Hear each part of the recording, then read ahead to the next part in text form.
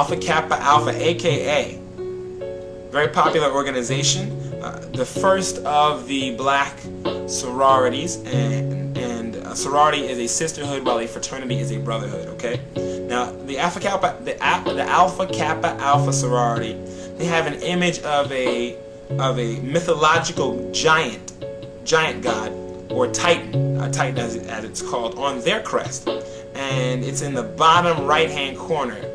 And that Titan's name is Atlas, and Atlas was supposed to have been cursed to uphold the world. So his responsibility is uphold the world.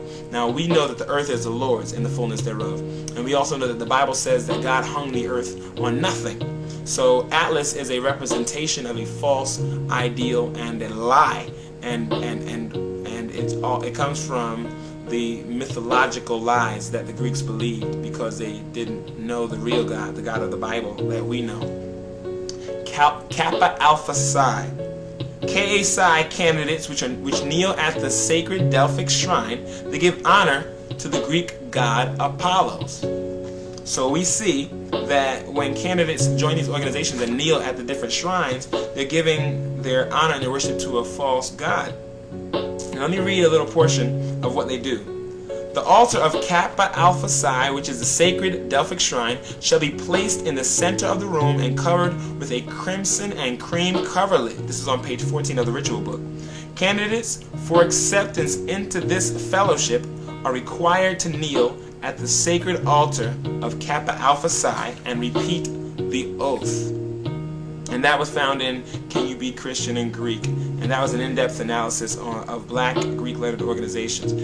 But the actual thing that I just read is in their ritual book, in Kappa Alpha Psi's ritual book. It talks about how they should set their meetings up. There should be an altar. It should be covered with a red and cream coverlet, and the person should bow to it. It's called the sacred Delphic shrine. A shrine is a place of worship or an altar. Alpha Phi Alpha, which is supposedly one of the first male fraternities, came out in 1906.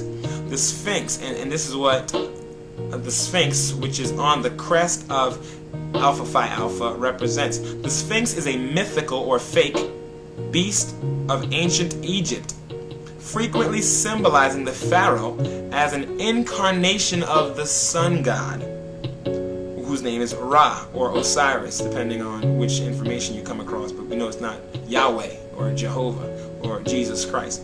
Alpha Phi Alpha uses the Sphinx as its fraternal image, and the head of the Sphinx appears 3 times on one of their fraternity's crests. All right, Sigma Gamma Rho. Among other deities, this sorority's shield has a skull with crossed swords behind it, which symbolizes death.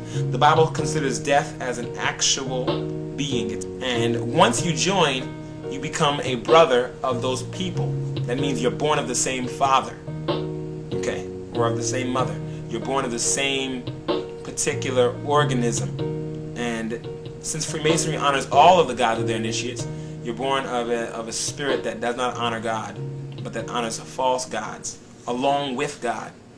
Now, in Albert Mackey's Revised Encyclopedia of Freemasonry, it reads that one of their gods, one of the Freemasonic gods, and one of their higher gods, whether most Masons who are on the low level know this or not, this is written by a high-level Freemason, Albert Mackey, and he said that one of their gods is a god called Baphomet.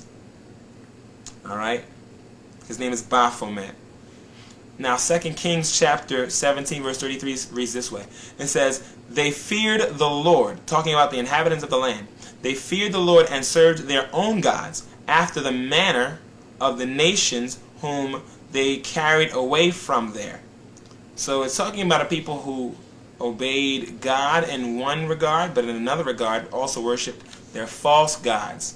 Because sororities and fraternities consider themselves as supreme in service, and they consider themselves higher than just a mere social order, when a person buys candles that are from the sorority or from the fraternity and place them on a shelf or in a particular area of the home, and that's where you'll find most of the sorority and fraternity regalia, that place has been dedicated to that sorority, which is a spiritual / social organization. And because the person swears to that organization and makes oaths of praise and honor to that organization, then that person is creating a shrine to a false god in their organization. Alpha Phi Alpha, and the history of Alpha Phi Alpha development in college life, printed in the 12th edition, printed in 1981, it's written this: Alpha Phi Alpha, the pride of our hearts, and loved by us dearly art thou. We cherish thy precepts, thy banner shall be raised. To thy glory, thy honor and renown, we hold ever aloft noble ideals and aims, carrying out earth's and heaven's great commands. So apparently they confess that they got this from heaven. We know that they didn't get this from the heaven of our God. They got this from the heaven where demons dwell. The Bible calls that the second heaven. Our true hearts ever strive success's goal to gain, that our fraternity's praises may be sung. So we see that this idolatry is very apparent when you really come upon the culture of these Greek fraternities and sororities. We realize that we're not playing with something that doesn't know what it's talking about, or that has ignorantly gone and rounded up a bunch of people and told them to join because it's all about the charity, it's all about the giving back to the community, it's all about the making of a better person. No. We're talking about organizations that honor and respect false gods and that have an agenda that we must assess according to their works. Any organization that honors a false god obviously is not working for God. It's working against God. So people who join that organization are aligning themselves with an organization that is working against God. Jesus said that he that is not with me is against me.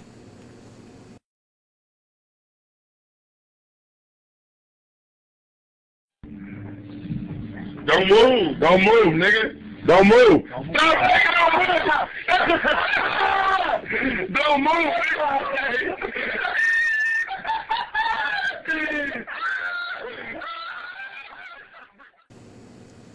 Tattoos and brands. Now, tattoos and brands are designs and images that are made on the skin of a man or woman or animal by cutting or burning the skin. This practice is rampant among men and women who have pledged themselves to their fraternity or sorority. Now, I was just told by an ex-soror that if the fraternity supposedly finds out that these young men are branding themselves, or if these young women are doing types of things that they consider hazing, then the fraternity will shut off that particular charter. They'll reject the people that have joined. But there's something about the organization, in spite of their rules to supposedly keep things morally or ethically good, in spite of the leaders' best efforts, we have to realize something. There is something about these groups that makes the initiate or the pledge really want to give their bodies over to it, to the degree that they will cut themselves and burn themselves with the sorority or fraternity's symbol. Now the question is, if a fraternity member or sorority member is found to have done that after the fact, let's say that it's a conference and there are leaders, there are people from the fraternity leaders that are at that conference, and they see an Omega man, as they're called, with an Omega Psi Phi emblem on his arm. Do they automatically revoke his status? Is it illegal for him to get a brand? Do they reject him because he has branded himself? Because they say that it's illegal to do it. So the question is, do they now disband members as a result of them having done it? And the answer is absolutely not. It's not done. Because it obviously is forwarding the real agenda of these fraternities and sororities. It's making people give themselves over to something else. It already honors a false god, so how can an organization honor a false god and then expect the members of that organization to respect holy and moral virtues such as preserving the body?